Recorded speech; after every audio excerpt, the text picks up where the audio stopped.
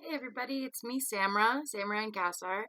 So, this year I'm going to be finishing my third diploma with Wild Rose College of Natural Healing, formerly known as Wild Rose College of Natural Healing, but has been rebranded to the Wild Rose College of Herbal Medicine. I have graduated with their practical herbalist diploma. I've completed like 95% of the master diploma. I have to do just a couple more courses and my final thesis project, which is basically like a clinical intake with a couple of like clients or patients. But I'm just going to be going through basically a health history with my friends and family who are willing to go through it with me. And then I have to figure out remedies and solutions for whatever health problems they may have or whatever is ailing them. But the purpose of today's video is actually to talk about spring herbs because it is spring, alas, and I would like to talk about the benefits of wild foods, safe and ethical wild harvesting, and the top three spring herbs, which are dandelion, because who hasn't heard of dandelion, right? Everybody knows dandelion. And most people do know in the back of their minds that dandelion is a medicinal plant, but they don't really know how to consume it. Little known fact is you can have dried and ground dandelion root beverage as a replacement for coffee in the morning, and I've tried it. There's a product in the market that I really like called Dandy Blend, and it's a mixture of like chicory, dandelion. I think there's like barley in it. It's like a bunch of different kinds of roots that are dried and ground up, and they have the same stimulating effect that coffee has, but without the acidity and without the caffeine. So, yeah, we're going to talk about dandelion. We're going to talk a little bit about chickweed, and we're going to talk about nettle, which is one of my favorite herbs.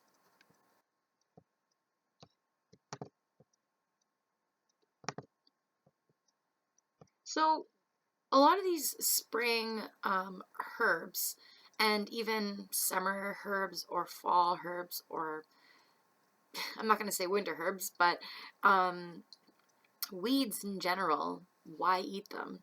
Actually, they have a variety of phytoconstituents, and a phytoconstituent is something that basically phyto, referring to like a plant, and constituents. So, phytoconstituents is just basically the different kinds of medicinal factors that you would find inside of a plant or what we would refer to as a weed. So, many plants that are invasive, which is what is a weed. A weed is a plant that is somewhere that it's not wanted. That doesn't mean that it's not a good plant. Like mint is a weed, nettle is a weed, dandelions are very invasive, which just means that they propagate very easily. They're pioneer plants. They spread like on the wind or in the ground. They manage to like grass, like they just manage to get out there, and um, that's really awesome. But if you're trying to have a perfect manicured lawn, or for example, sometimes in the forest you get invasive species like buckthorn or like garlic mustard. That's another one that just takes over. It can sometimes compete with some of the native species, but we're talking about the benefits of wild foods and the benefits of going out into the wilderness or into your local ravine and forest and finding ways to ethically forage. And if you don't know what foraging is going out into the wild and finding food sources that are edible and safe. So, in this talk, I just wanted to talk about how we've evolved alongside of weeds, what we now refer to as weeds, the unique nutritional and medicinal benefits of um, these plants, and how we can foster relationships with the land, like increase presence um, and lower our food costs, and overall environmental impacts.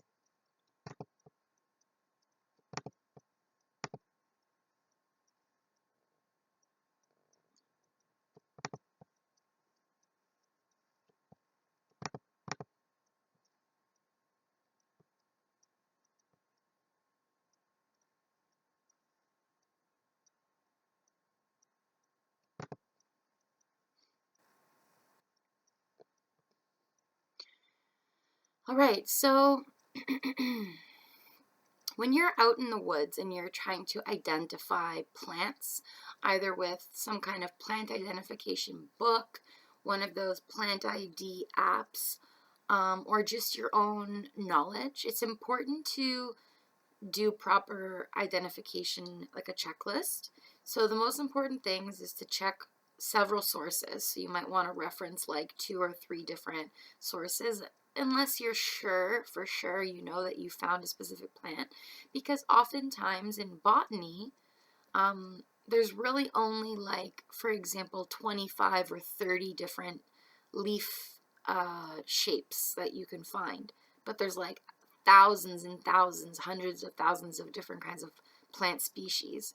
So within the realm of botany, botanical science, you're gonna have basically like countless numbers of leaves, or sorry, of plants that have the same kind of leaf.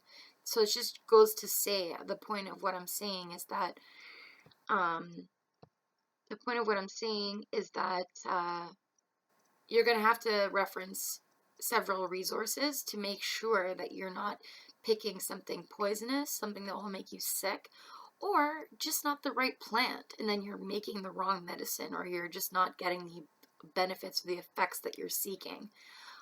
It's also important, as much as you can, if you're trying to become a herbalist, or if you're trying to like consume more natural food from the wild, or provide more wild food for your family, for example, or just, you like to have fun and learn about plants, but maybe have no interest in eating them or digesting them or ingesting them, but you just want to like learn about plants because you think they're cool, you can always go on a guided plant walk. There are lots of educated people out there who take people on walks. Sometimes you have to pay like a small fee.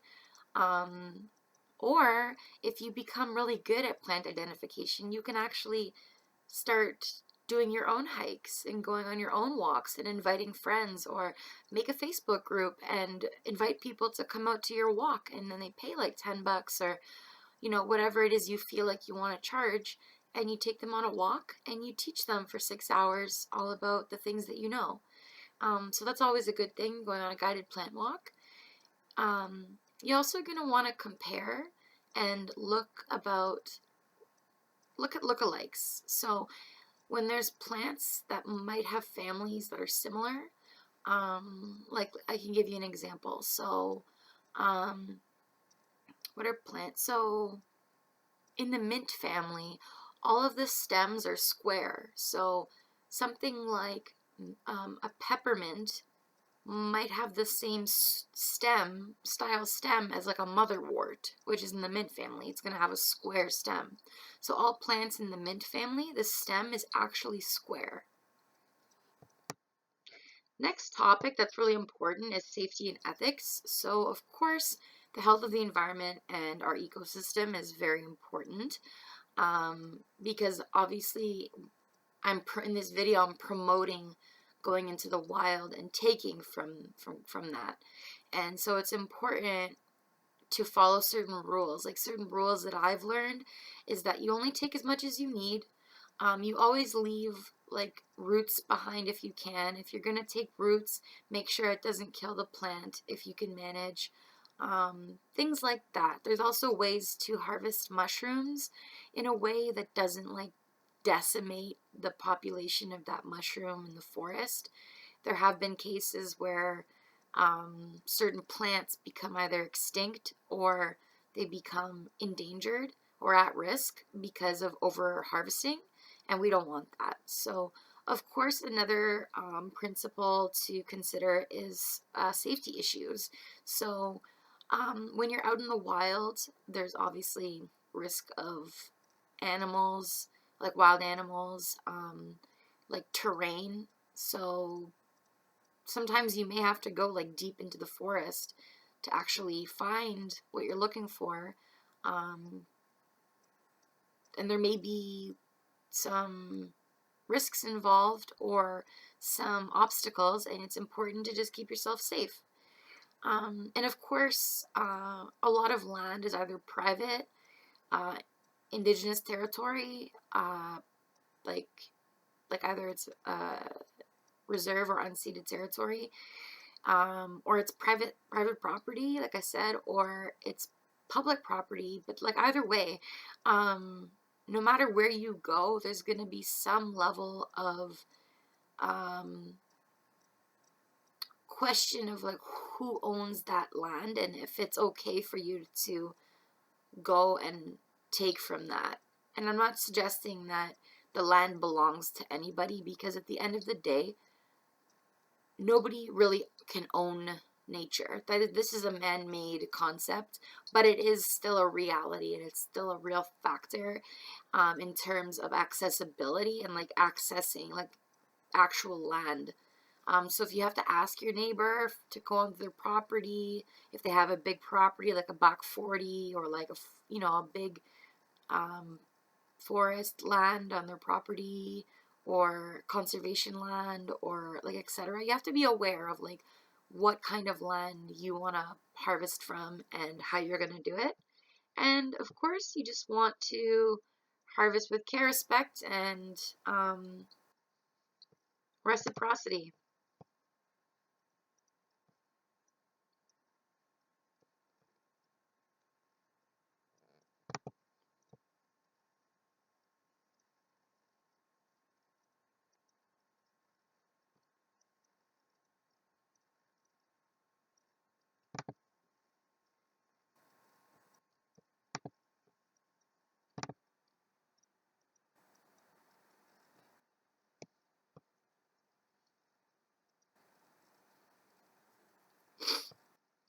So the next topic that I'd like to discuss is dandelion. So the Latin name of dandelion is actually Taraxacum officinale. That is the Latin binomial. And a man back in the day named Carl Linus, I believe. He's the one that created the taxonomy for an international language for plants, and we decided on Latin being that language. And I'd like to talk to you about the benefits of dandelion.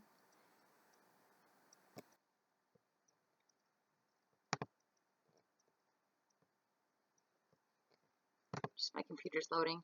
So the medicinal qualities featured in dandelion, it offers liver support. So it can help with any kind of liver damage from certain pharmaceuticals. General detox, kidney support, it reduces inflammation, it can provide digestive support. It's actually a mild laxative, which is really important because if anybody wants to get off coffee, which a lot of people these days are trying to do, because there's so many other alternatives to coffee, and unfortunately, coffee addiction is real. Like, it's fucking real, bro. And in the mornings, I know when I have my coffee, like it helps me stay regular. And like in the past, if I've ever had to be off coffee for like a period of time, like you get constipation, like it's not good. So if you do switch to any kind of dandelion based coffee product, or you want to use fresh dandelion from the wild to make your own dandelion product, just know that it is mildly laxative, so it'll still help you actually like have your morning shit, so to speak. It's also a diuretic, famously a diuretic, so it can increase urination. And that's how it helps filter like the kidneys, and support the kidneys is that it can flush them out. It can help with acne, high cholesterol, weight loss, diabetes, eczema, bloating, and edema. So it's got like a wide range of um, benefits and, or sorry, medicinal qualities, but above all, guys, it's a liver and kidney affinity plant. It has an affinity for the liver and the kidney. The nutritional benefits, or like the nutritional aspects of dandelion, include vitamin A, vitamin C, vitamin E, vitamin K, thiamine, which is the name for vitamin B1, riboflavin, which is the name for vitamin B2, niacin, which is the name for vitamin B3, vitamin B6, folate, pantothenic acid, which is vitamin 5 or vitamin B5. There's 12 V vitamins, guys. Actually, I don't know if there's 6, 7, 8, and 9, but there's definitely 12. I guess there's got to be. I'd have to double check that. But it also contains calcium, iron, magnesium, phosphorus, potassium, sodium, zinc, copper, manganese. It's amazing. Like, dandelion is so full of potential, and it's hilarious to me every year. Like, the war against dandelions, the war on dandelions. Let's just get them all. It's hilarious. I love watching people like try to eradicate dandelions. I know, I just wish them all away.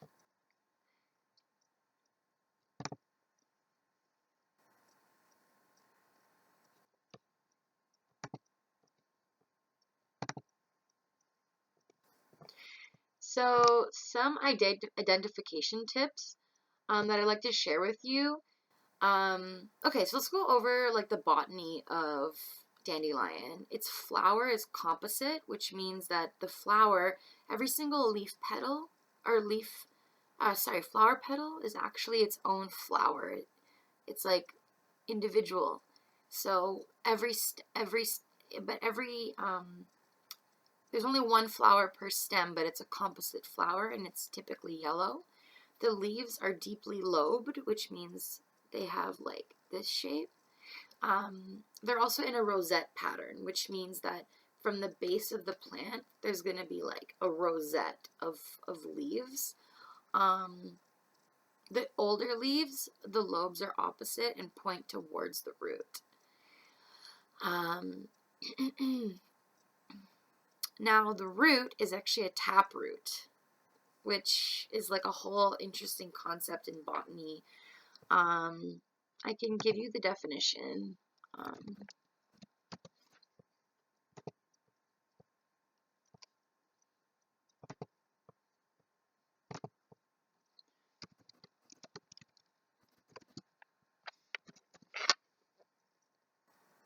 so a taproot is a straight tapering root growing vertically downward and forming the center from which subsidiary rootlets spring.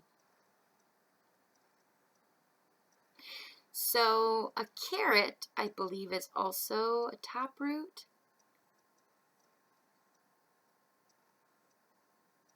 No, I'm wrong. Let me see.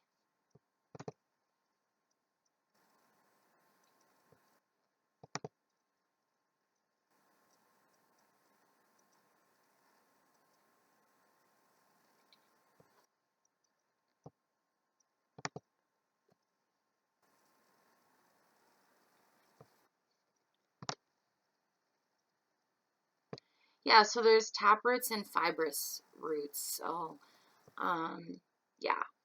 Anyways, back to what I was saying.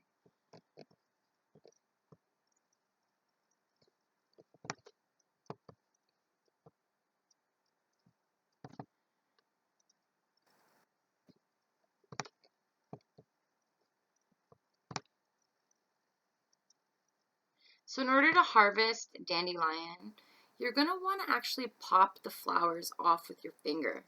So it's like you do this cool thing where you go, and the flower head just pops right off, and you can put them into a bowl. And you're gonna do what you're gonna do with it, whether you want to put it in a salad, because the flowers are edible and they're delicious. They have a kind of a sweet bitterness to them. It's interesting. And then the leaves, you're going to want to use scissors. You're going to want to use a knife to cut the top part off the root and keep the rosette intact. So the root, make sure you use a weeding tool for best results. So actually getting in there with a fork and getting that whole root out, getting that whole thing out. That's what you're going to want to do if you want to harvest dandelion.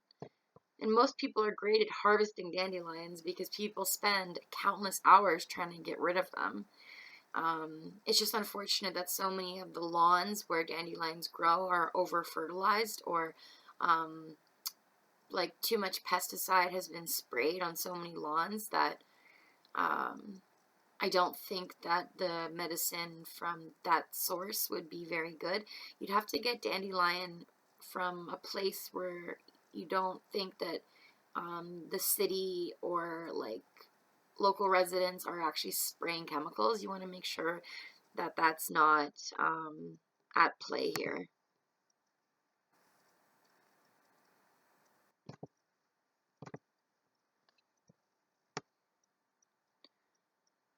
So yeah, the ways that you can actually eat or consume dandelion are in salads, pickled buds. You can make fritters. Like there's so many different ways to use the flower, like the actual flower bud, or not the bud, sorry, like the blossom.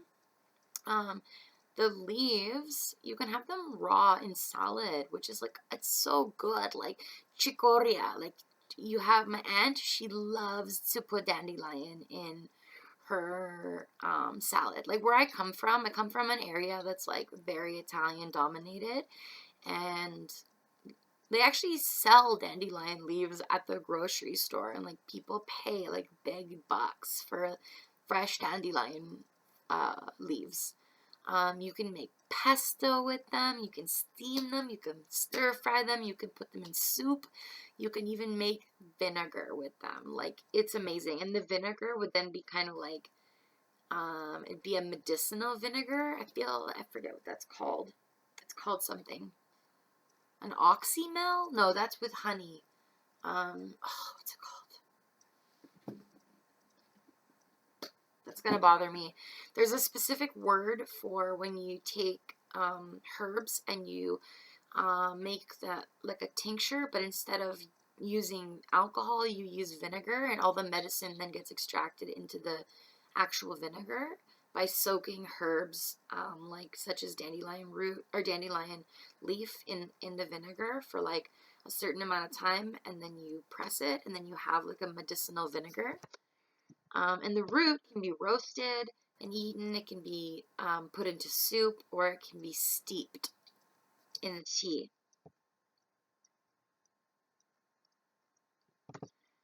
So the next herb on deck is chickweed, and the Latin name for chickweed is Stellaria media. We're gonna start again with like nutritional benefits. So again, it's very similar. Vitamin A, C, D, B, all the like mostly like all the B vitamins, calcium, potassium, phosphorus, zinc, manganese, sodium, copper, iron, silica. So silica is really good for your hair, your nails, and your bones. Something called horsetail is also very high in silica. It's like one of the most famous plants for being high in silica. But apparently chickweed is also high in silica, which is really interesting. Um, Anyways, so the medicinal qualities, that it's an emollient. An emollient is like, so it's an emollient and a demulcent. So basically it can like, it can soften and make shine both your insides and your outsides. So it makes you shine from the inside out. But if you apply it like topically, it's an emollient. But if you ingest it, it's a demulcent. So emollient and demulcent are very similar properties, but one means on the inside, demulcent, and emollient is on the outside. It's also a diuretic. It's actually a galactagogue. A galactagogue basically is a milk production plant. So any plant that promotes lactation in the breasts is called a galactagogue. It's moistening, it's cooling, it's lymphatic. It helps with like the lymphatic system, which I spent a few weeks recently trying to really learn the lymphatic system in depth because, man, is it ever interesting. It helps with eczema, psoriasis. It can help with itching and irritation, eye conditions, kidney issues, gastrointestinal inflammation, mouth ulcers, and even bronchitis.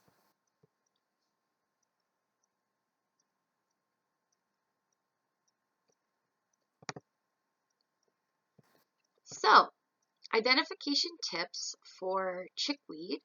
The flower has 5 petals. It's deeply indented and it actually looks like 10 because of the indentation, but it's 5 petals.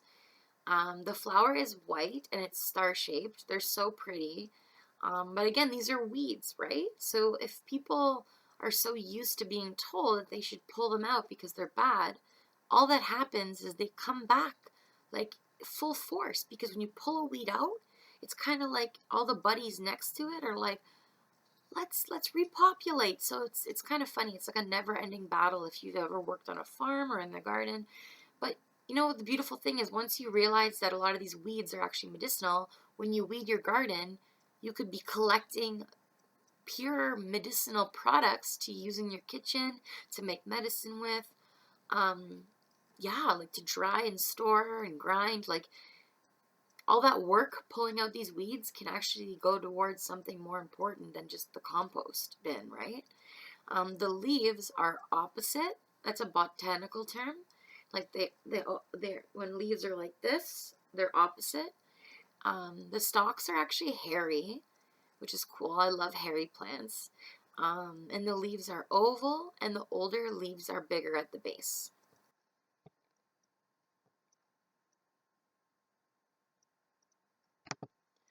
So if you want to actually harvest chickweed, its habitat is in cool and wet areas. It prefers shaded areas. So you're going to want to go somewhere shaded if you're looking for chickweed, and that's where you might find it. You're going to want to look for it early on in the season or actually late in the season. Also, it loves being inside of greenhouses, so you might see it pop up in greenhouses. Remember, plants that want to push to survive, they find their way. They find their way. It's amazing. And if you want to harvest it, you're going to want to cut with scissors. And once it starts growing up, it'll be easier to clean.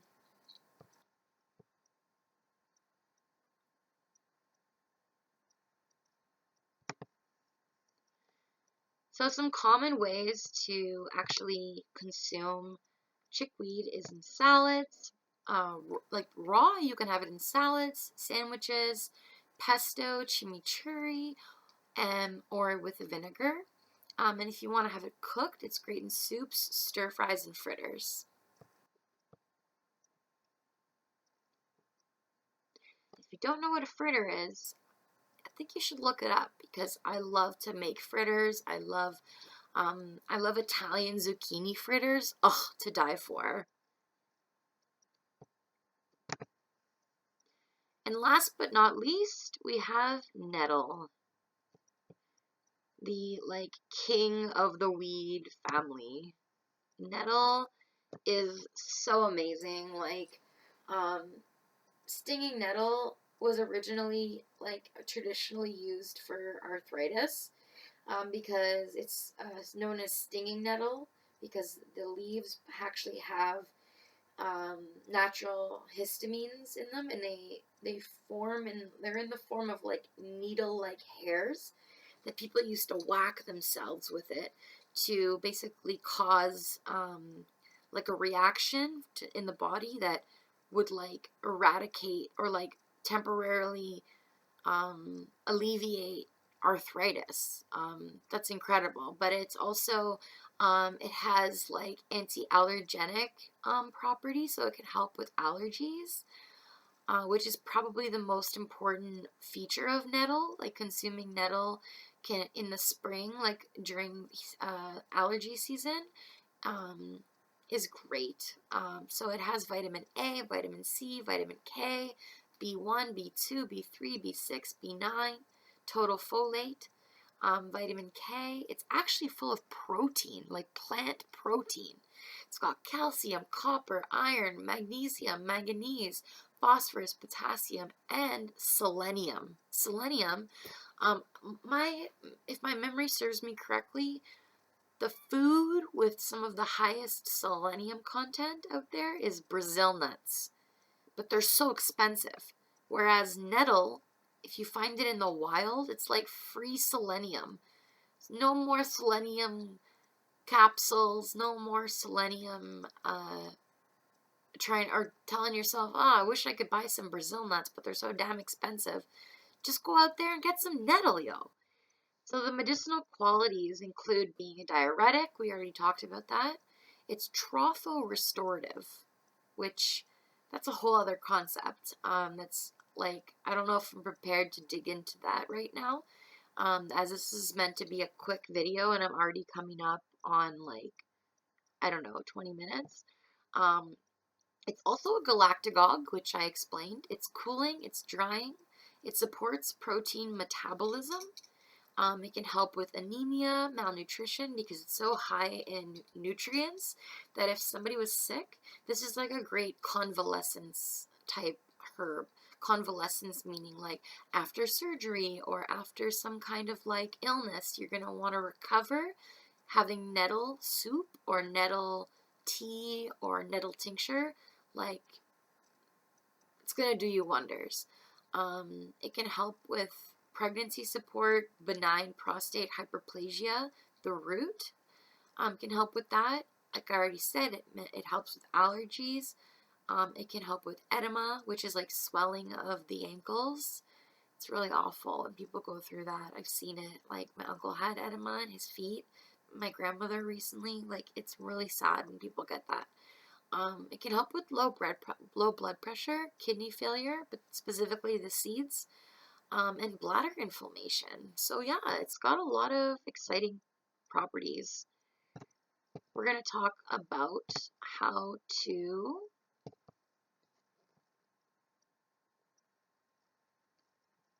identify nettle. It's a very distinctive herb.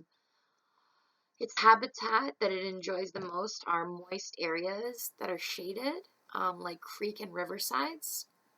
The plant has a square stem. Remember I mentioned that square stem. So I'm going to test you later. What family is that? What did I say? It's the mint family. It's got opposite leaves, toothed margins, and stinging hairs that actually look like crystals. Like when you really look under a magnifying glass, you'll see that these hairs are like glass. Like it's so cool. So you'll know you found it when you're like, why am I itching? Because you rubbed up against it. Yeah, you'll know when you find it if you touch it by accident. So some common preparations, the leaves can be used in soup. You can steam them, you can stir fry them, you can make pesto, you can make saag. One time in British Columbia, this guy made me nettle saag, like the Indian dish SAAG, like saag. He made me a nettle saag, and it was like, oh, this is so weird and gross, but so delicious. And the seeds you can have raw in salad or smoothies.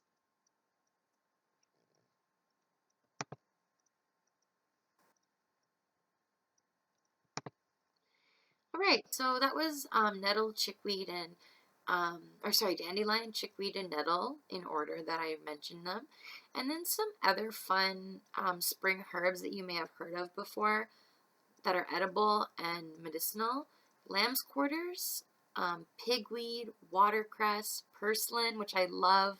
I've tasted before. I've tasted lamb's quarters. I've tasted watercress. I've tasted purslane. I've never tasted pigweed.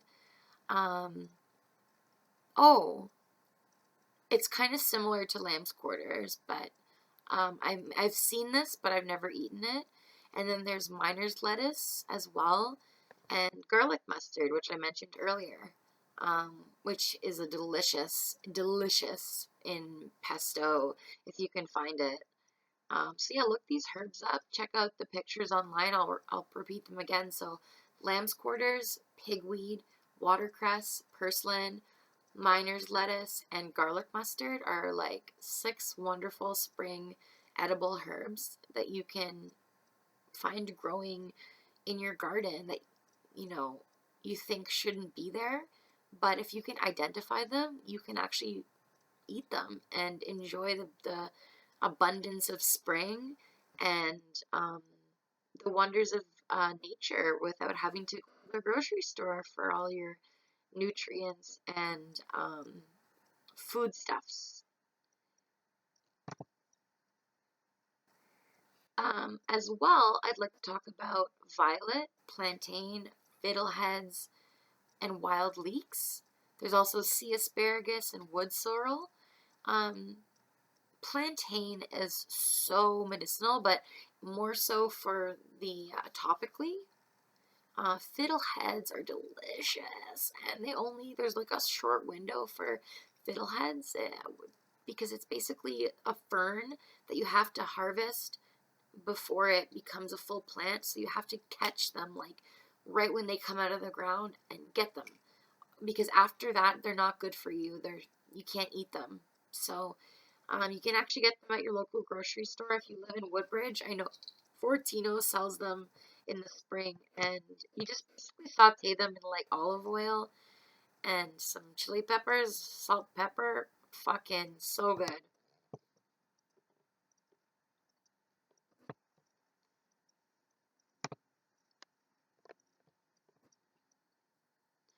Anyways, this has been so much fun.